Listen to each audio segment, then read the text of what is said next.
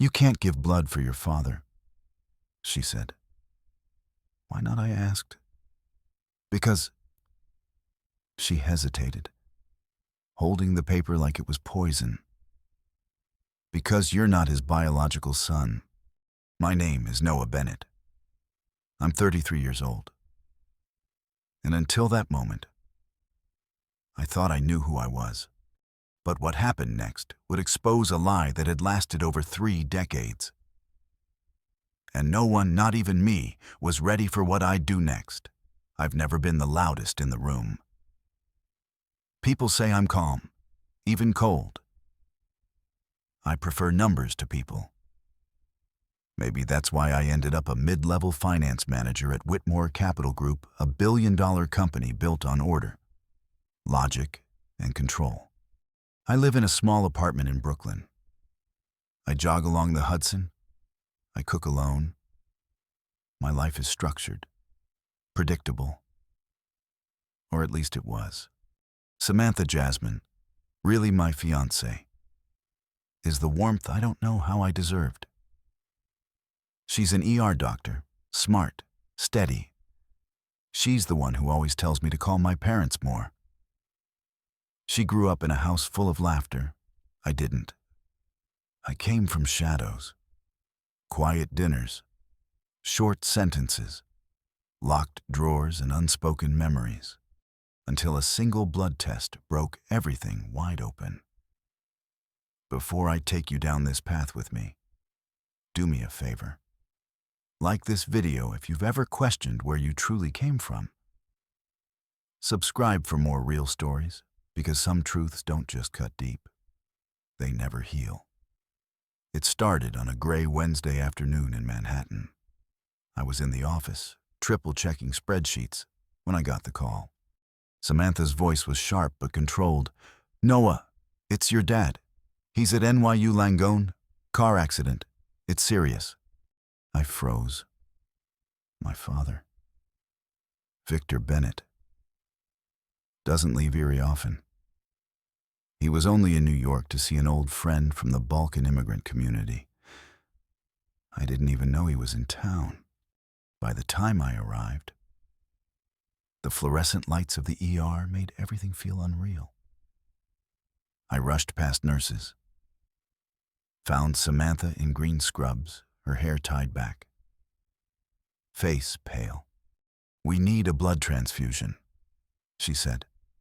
"Your father's rare blood type, AB negative. You're the only possible match we have on file. Take what you need," I said, rolling up my sleeve. I had no idea what that needle would pull out of me. 30 minutes later, Samantha returned, holding a lab sheet. Her hands trembled. She didn't meet my eyes. "Noah," she said quietly, "you can't donate." "What do you mean?" I laughed nervously. "We have the same blood type." She shook her head. "You're O positive." That didn't make sense. Not genetically, not scientifically, not unless I ran a rapid DNA test. She whispered. "I had to be sure. There's no match. Noah, he's not your biological father." The hallway spun. I couldn't hear the machines, couldn't feel the floor, only her voice echoing in my skull.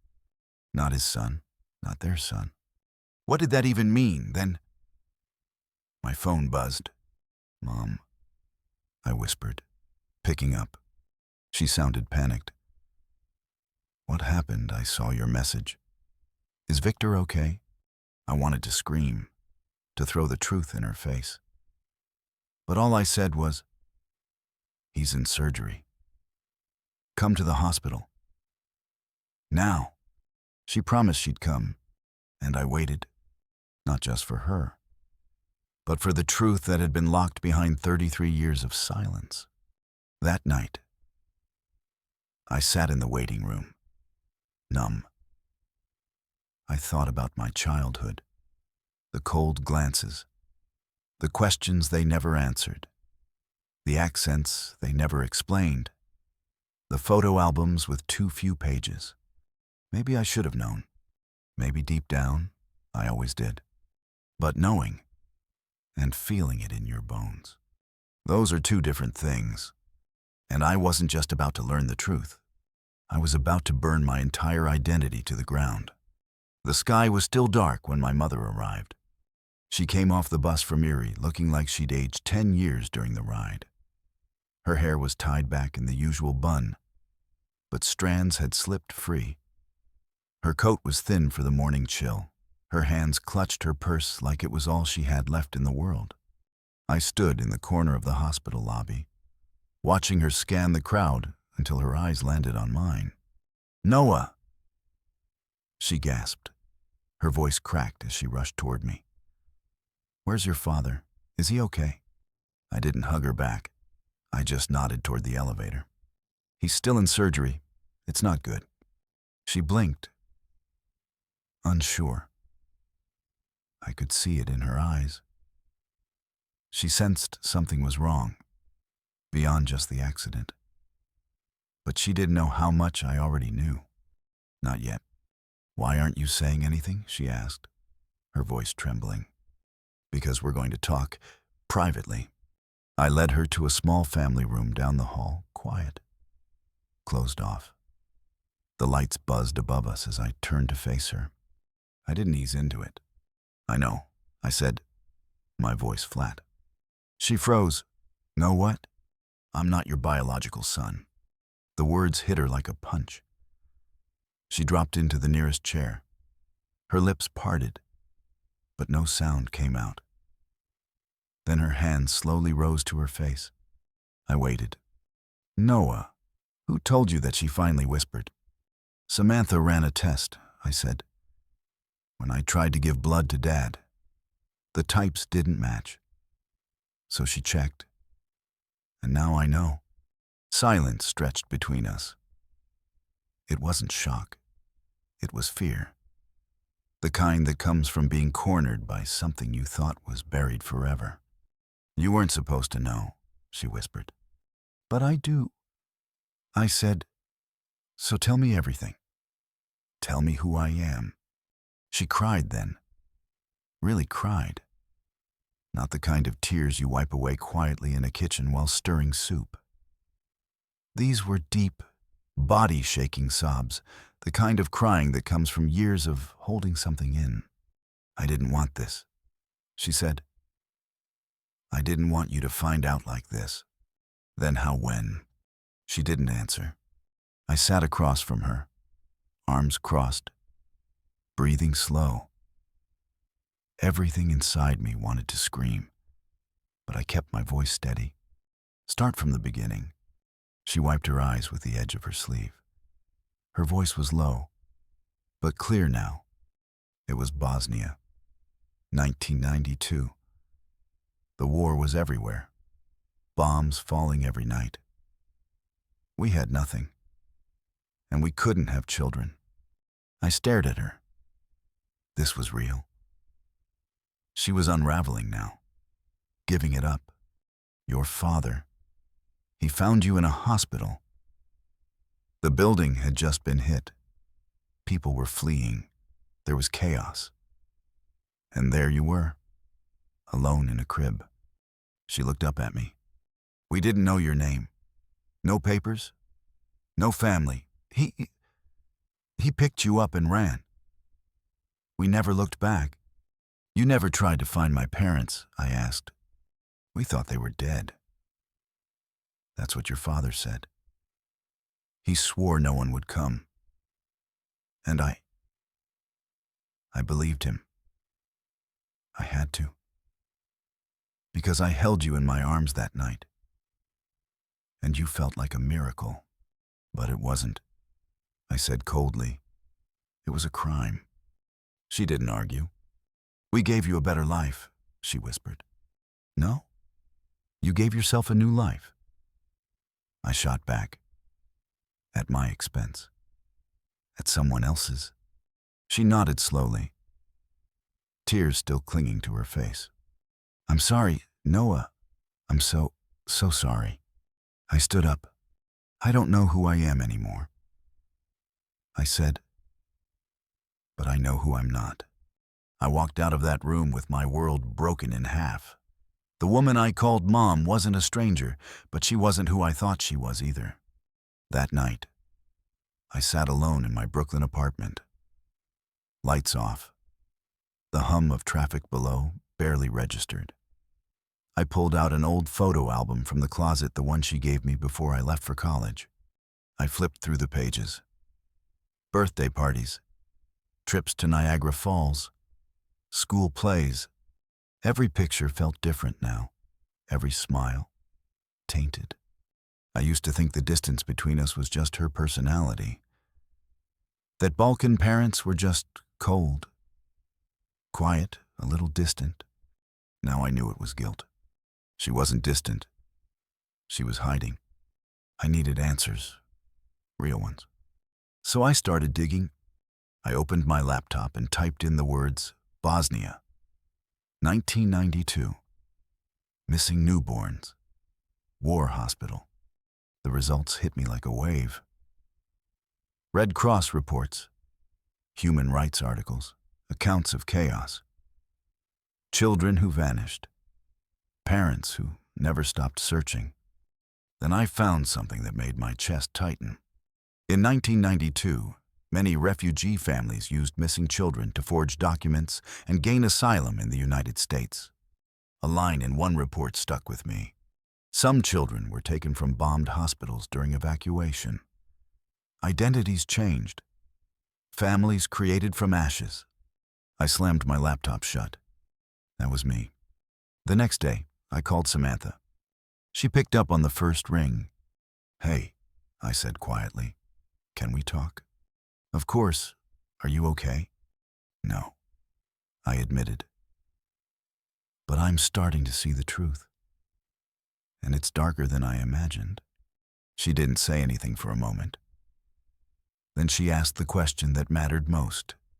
"What are you going to do now?" I didn't hesitate. "I'm going to find out who I really am." The next morning, I woke up still wearing yesterday's clothes, my laptop still open on the coffee table, casting a cold white glow across the dark room. Everything felt unfamiliar.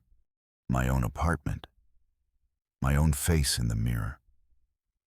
Even the name on my driver's license, Noah Bennett, felt like it belonged to someone else, because now I knew that name was chosen, not inherited. And I had no idea who I actually was. I started where anyone would online. I went back to the human rights articles I found the night before. The more I read, the sicker I felt. During the war in Bosnia, entire hospitals had been shelled. Medical records were destroyed. Staff were evacuated or killed. Parents were separated from children. Some infants were never found. I found a report from 1993. Red Cross. Over 400 children missing. Many presumed dead, some suspected abducted. Another line stopped me cold. A number of refugee families were found to have used undocumented children to gain asylum in Western countries, including the U.S. The pieces were forming a horrifying picture. Victor and Evelyn Bennett weren't just victims of war. They were opportunists. I reached out to a nonprofit in Queens that helped Balkan refugees reunite with lost family. A woman named Elena called me back within 2 hours. "You said your father took you from a hospital in Sievo," she asked. Her accent still strong after all these years. "Yes, August 1992. I said, "During an airstrike, my mother confessed that he took me. No ID, no papers, just picked me up and left." There was a long pause on the line. "I was a nurse at Sievo General in '92, she said. There were nights like that. Nights where everything broke. I remember one case, a newborn boy. Parents brought him in with a fever. Then the bombing started. When we cleared the rubble, the baby was gone." "Do you remember the parents' names?" I asked. "No, but they were important." The husband drove a Mercedes. That was rare back then. Everyone whispered they had connections. I felt my pulse pounding in my ears. They never found the baby, I said. No, she replied. The mother wouldn't leave the hospital for days. I still remember her screams. That scream, I thought, was that for me? That night, I stared at my ceiling and realized something terrifying. If I'd never taken that blood test, I never would have known. I would have lived the rest of my life as Noah Bennett, son of two people who built their future on a stolen child. Me. But now that I knew, I couldn't ignore it. Over the next few days, I sent emails to every organization I could find: Red Cross, UN Archives, refugee assistance networks, former hospital workers. I explained my story. I gave my birth year, the location, the month, the blood type. It felt like throwing bottles into the ocean, hoping one would reach the right shore. Then something did. I got a reply from the International Commission for Missing Persons. Attached was a brief file.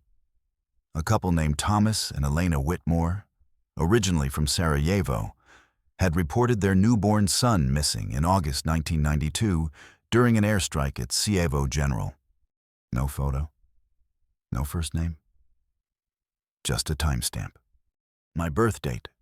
My hands shook as I scrolled further. The Whitmores had immigrated to the United States in the late 90s. They'd founded a tech finance company headquartered in New York City, Whitmore Capital Group, my employer. I sat still for a full minute. The same building I worked in every day. The executive floor I only saw from the elevator. The people whose names were printed on the letterhead of every company-wide memo. Thomas and Elena Whitmore. I had passed their portraits 1,000 times. If the file was accurate, they weren't just my bosses. They were my biological parents. I didn't know what to think. Was this fate a cruel twist of irony, some cosmic joke? Out of all the firms in New York, I'd landed a job at the very place connected to my blood. My name, my disappearance, and they didn't know. Or maybe they did. I had no idea what to believe anymore. I called Samantha. She answered right away. Noah, I think I found them, I said, my voice hollow. Who? My real parents. I work for them. She was silent for a moment. Then, softly, oh my God. I didn't know whether to laugh or cry. It's not just a theory. I said, the dates match, the location, the blood type. Everything lines up. Have you talked to them? She asked.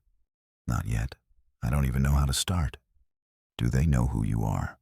If they do, I said, they've been hiding it for 33 years. And if they don't, I exhaled, then I'm about to change their entire world. I spent the rest of the night rehearsing the conversation in my head. How do you tell someone you're their son? How do you bring 3 decades of loss, of questions, into one sentence? I didn't have answers, but I did have one plan. Get close, look them in the eye, and find the truth. I slept for exactly 2 hours that night. My mind refused to rest.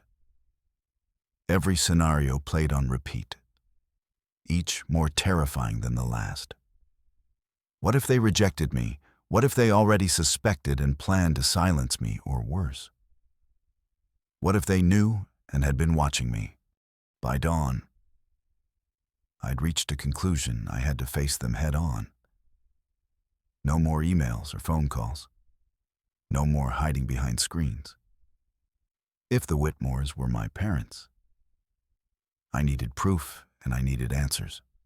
The breaking point. That morning, I sat at my desk in Whitmore Capital's open plan office. The low hum of keyboards and distant chatter felt like a betrayal. I glanced at the glass-walled corner suite on the top floor where Thomas and Elena held court over million-dollar deals. Every time I looked up, I felt their eyes on me. Their presence was like static in my brain, impossible to ignore. My phone buzzed. A calendar invite, process improvement proposal. Meeting with Mr. Whitmore. Sent 2 hours ago by Thomas's assistant. I opened it. Wednesday at 3 p.m. His office. It was perfect. My plan was simple. Use work as cover. Submit a credible pitch that justified a one-on-one meeting. Gain access, get to the top floor, into their office. Collect evidence. While they reviewed my report, grab something with Thomas's DNA, his coffee cup, a pen, anything. Confirm the connection, send the sample for testing. Confront them. Once I had undeniable proof, reveal who I was and demand the truth. It felt like playing Russian roulette, but it was the only way. Crafting the strategy. I spent the next 2 days refining my presentation. I pulled financial reports, benchmarked competitor processes, and designed clear, actionable slides. I rehearsed in front of a mirror, timing each section. I knew the meeting would only last 20 minutes. But more important than the numbers was my demeanor. I practiced calm, confidence, no tremors in my voice, no hesitations. At home, I told Jasmine the bare minimum. I have a big meeting. I said. She offered to come, but I shook my head. This is work. I lied. I need to do this on my own. She didn't push. She just held my hand and said, I know you'll do the right thing. I wanted to tell her everything. I wanted to tell her who I was, but I couldn't risk it. The day of reckoning. Wednesday arrived with a November chill. I wore my best suit, the dark navy one Jasmine said made me look like I belonged on a magazine cover. I tucked a handkerchief in my breast pocket, just to steady my nerves. I left the apartment early, took the subway into Manhattan, and arrived 15 minutes before the meeting. I checked in at security, then rode the elevator to the 20th floor. My stomach was twisting. The assistant greeted me politely, led me past rows of junior analysts to the glass doors of the executives' wing. She knocked once, then opened the door. Thomas Whitmore looked up from his desk. He was older, silver at the temples, but there was a strength in his posture that made him seem younger. Elena sat nearby, her posture elegant, her eyes curious as they watched me enter. Mr. Bennett, he said, rising. Please, have a seat. I nodded, sliding into the chair across from him. He gestured to my briefcase. You have the process improvement proposal for our Eastern Division, he said. Yes, sir, I replied smoothly. I've identified 3 key bottlenecks in the reporting workflow and designed automated dashboards to reduce processing time by 30%. He leaned forward, steepling his fingers. Excellent. Walk me through it.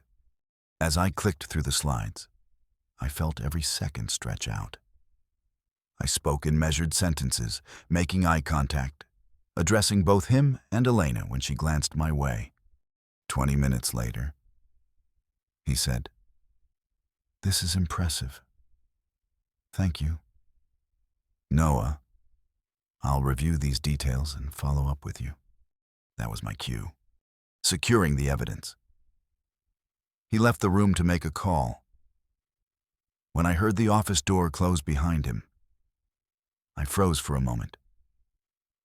Then I rose, feigning a pre-planned request to grab my briefcase. I approached his desk and saw a half-empty coffee cup, the rim stained brown. My heart pounded. I opened my briefcase, under the guise of retrieving my notes, carefully slipped the cup into a brown paper bag I'd brought. I straightened my jacket and walked out, my pulse echoing in my ears. My hands shook, but I maintained my composure until I was back in the elevator. Commitment to the plan. In the ride down, I reminded myself why I'd done this. For truth. For identity. For justice. My next stop was a private DNA lab in Midtown. I checked their address, changed course, and stepped off the elevator into the crisp afternoon air. By 5 p.m., I dropped the sample at the lab. They promised results in 1 week. I left feeling a strange mix of relief and dread. I'd taken the shot. Now I had to wait. I spent the next few days at work going through the motions. My team asked questions about the proposal. I smiled and answered. I pretended I hadn't just stolen the Whitmore's coffee cup. I ate lunch at my desk. I filed expense reports. I kept one eye on my inbox. Waiting.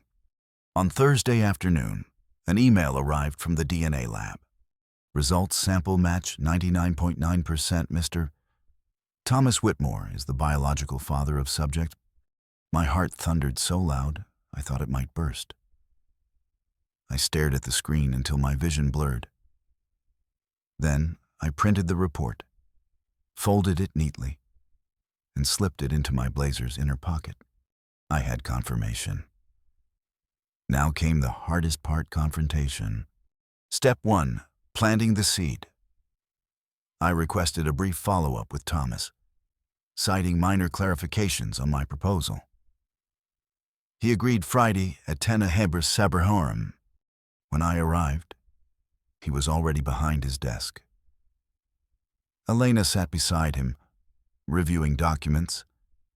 They looked casual, unsuspecting. I handed him a revised slide deck. He flipped through it, nodding. "Everything checks out," he said. "I'll authorize your implementation next week." I paused. My throat felt dry. Then I spoke. "Before you sign off, there's something personal I need to share." His brow furrowed. Elena looked up. I opened my jacket and pulled out the DNA report. "This proved I'm your son," I said, placing the paper on his desk. 99.9% match. Thomas went still. His pen hovered above the report. Elena gasped, covering her mouth. For a heartbeat, no one spoke. Then Thomas said, his voice barely more than a whisper, "That's impossible." I leaned forward. I thought so too, until I ran the test. Step 2, holding the shot. I watched their reactions carefully. Elena's eyes welled with tears. Thomas's face drained of color. "They said I belonged to you," I continued. "My real name, Caleb Whitmore. Born Sievo General, August 1992. You searched for me 3 decades. I searched back." Elena's lip trembled. Thomas closed his eyes, pinching the bridge of his nose. "But my adoptive parents," I said, voice cracking. "They lied to me. They stole me." Elena stood abruptly. "It's not like that." Thomas cut her off. "You brought him here under false pretenses. You let him work at our company. God." I felt a pang of pity. They had suffered loss to child in war, but they hadn't caused my theft. They were victims too. I took a slow breath. "I'm not here to destroy you. I want answers, and I need you to help me." Step 3, negotiation. Thomas sank into his chair. "What do you want?" "Truth," I said simply. "And justice." I slid a second document across the desk, our evidence of my adoptive parents' admission to a Buffalo police sergeant. "You can press charges," I said, "or we can manage this privately. Public scandal could ruin both our families. I need your support to find out who I really am and what they did." Elena wiped her tears. Caleb, if this stays in the family, we can arrange it. We have resources. We can help you legally." Thomas nodded slowly. "We'll set you up with a good attorney, cover any fallout. But we need your cooperation.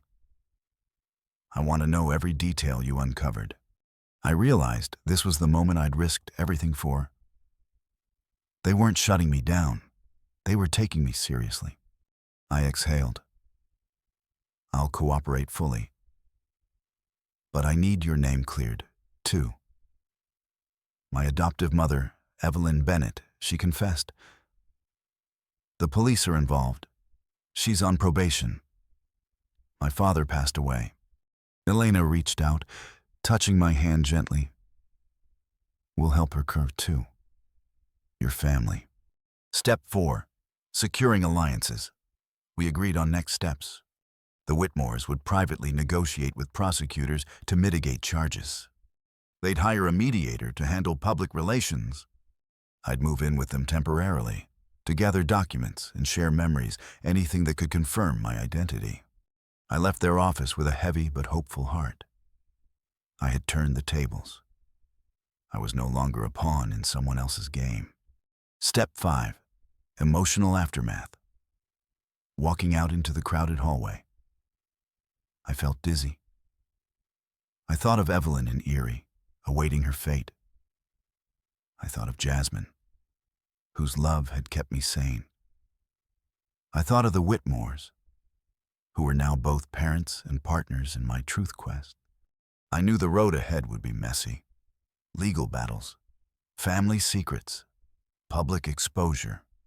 But for the first time since that fateful blood test, I felt something I'd forgotten. Control. The morning after our meeting, the city felt different. Snow dusted the sidewalks, muting the usual roar of traffic.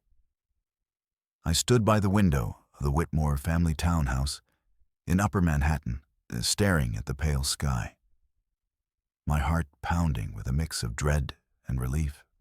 Shockwaves in high places.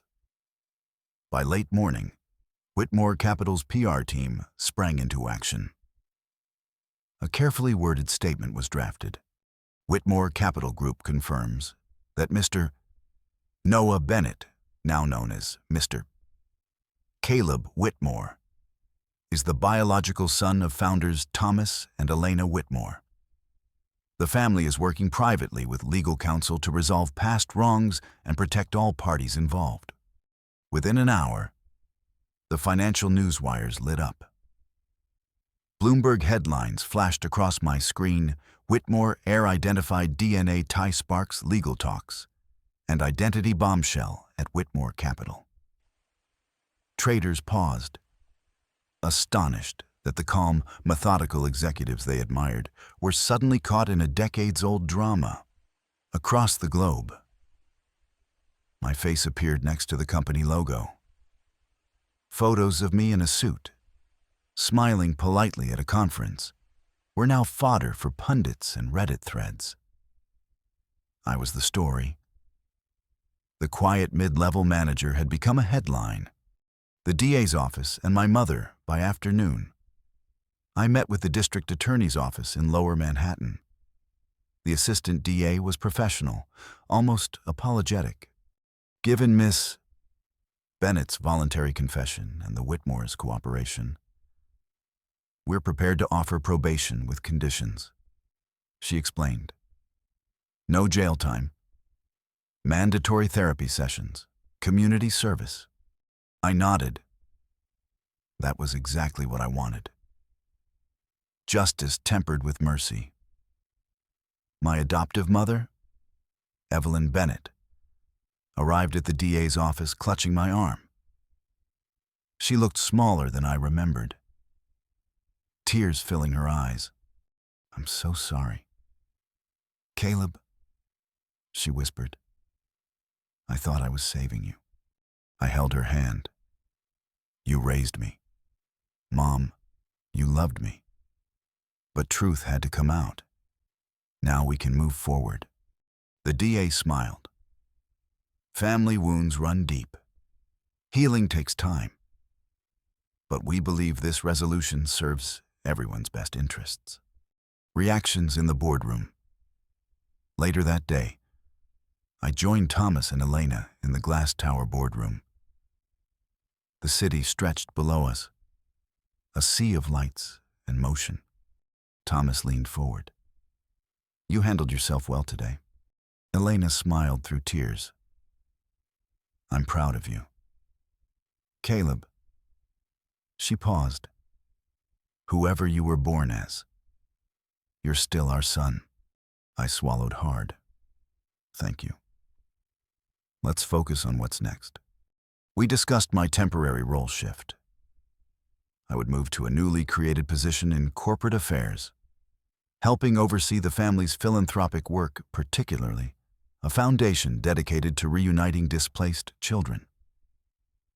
It felt fitting, turning my own story into a force for good. Personal liberation. That evening, I walked through Central Park with Jasmine. Snowflakes drifted like confetti around us. My emotions welled up. For 33 years, I'd felt out of place. Now I understood why. "I'm grateful," I said, voice cracking, but terrified. She squeezed my hand. "You faced the storm. Now you get to build a life on your own terms." I closed my eyes, breathing in the cold air. The lies, the secrets, the manipulations they were unraveling. And for the first time, I felt truly seen. Ripples at Whitmore Capital by Friday. Internal memos circled through Whitmore Capital. Stock dipped slightly on Wednesday, then stabilized as investors digested the news. The board reassured shareholders the revelation didn't change fundamentals. Some executives quietly confessed relief that the identity issue was being handled discreetly. I received dozens of messages from colleagues, congratulations, sympathy, curiosity. I replied politely to each. Work, my old refuge, became a new frontier. No longer just numbers on a screen, but a symbol of human complexity behind corporate facades. Family ties reforged. That weekend, Thomas and Elena hosted a small family dinner at their townhouse.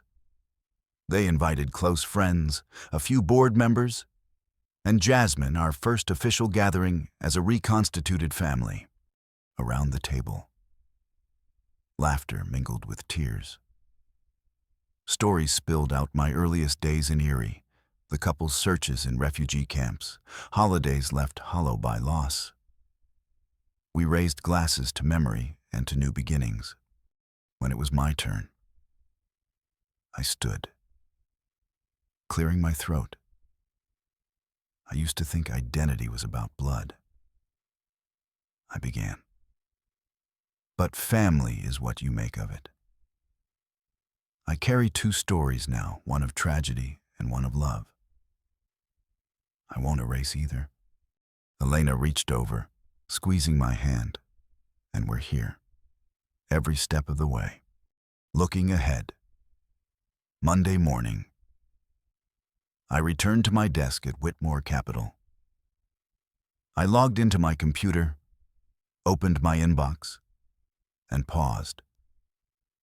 Underneath the usual corporate requests lay a new message from the International Commission for Missing Persons. Mr. Whitmore, we have located additional records related to your case. Would you like assistance in pursuing them? I looked at the snow-blanketed streets below and typed back a single word. Yes, the world had shifted beneath me. But instead of being buried by secrets, I was moving forward grounded in truth, empowered by knowledge, and surrounded by people who chose love over fear. The ordeal wasn't over. Legal hurdles remained. Public scrutiny would linger. But as I clicked send, I felt that familiar weight lifting. My name, Noah Bennett. Caleb Whitmore, whatever label I chose didn't define me. The story I was writing from here on was mine to shape. And for the first time, I was ready. I woke up Monday morning with a quiet determination. The snow had melted into slush, and the city was already humming again. But inside me, everything felt clearer. Lessons carved in truth. First, I learned that identity isn't a fixed thing handed down like an inheritance.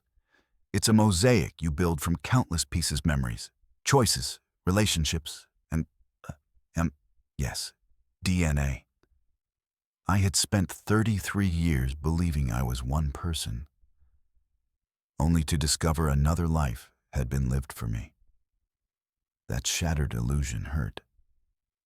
But it also freed me to choose what to carry forward. I chose honesty. When Evelyn Bennett stood in that crowded DA's office, admitting her role, I understood that forgiveness isn't weakness. It's the courage to let someone else heal too. My adoptive parents had tried to give me a better life.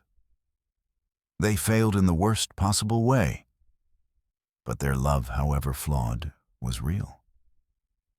By accepting that, I reclaimed my past and honored the intention behind their actions.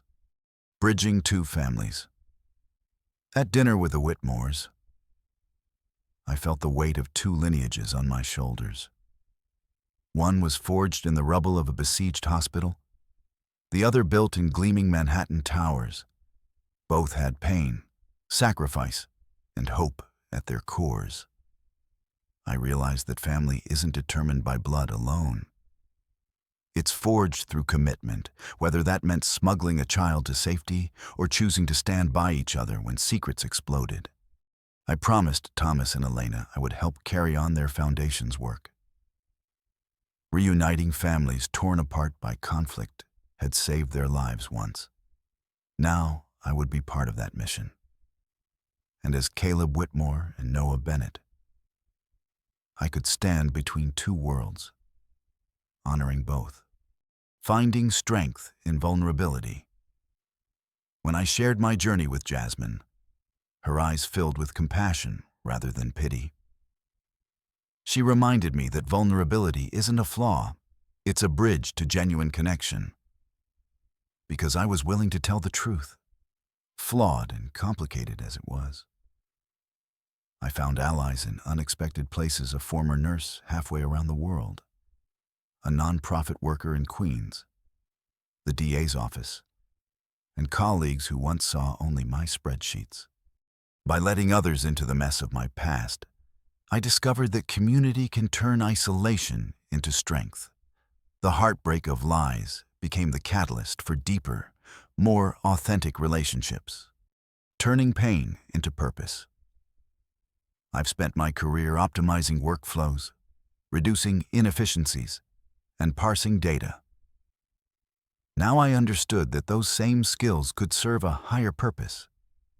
If a single blood test could unravel a lifetime of deception, imagine what transparency could do on a global scale. I decided to spearhead a new initiative within Whitmore Capital's philanthropic arm, an emergency response fund for children displaced by conflict, modeled on the very circumstances that brought me to Erie. I want to ensure that no child is ever used as a bargaining chip again. And if they are, that the world will notice, intervene, and reunite them with their families. A new chapter begins. I still hesitate when I see my face in the news. The headlines may fade, but I know that the changes I've sparked are enduring. Evelyn's probation period will end. The DA's files will close, But the stories of children lost and found will keep unfolding. I've reclaimed my name, both of them. I answer to Noah and Caleb interchangeably, depending on who's asking. Both are true. Both matter. And in that duality, I've found wholeness. Your turn. A call to reflect. Have you ever faced a truth that changed everything you believed about yourself? What would you do if you learned your past had been rewritten? How far would you go to reclaim your identity? Drop a comment below to share your story or your reaction. Your voice matters, and you never know who might find courage in your words. If this story moved you, please like and share it so more people can learn about the power of truth and forgiveness. Don't forget to subscribe for more real-life stories that push us to question who we are and who we want to become. Hit the notification bell to stay updated on new episodes. Thank you for watching. Remember, the truth might break you open, but it also makes you whole.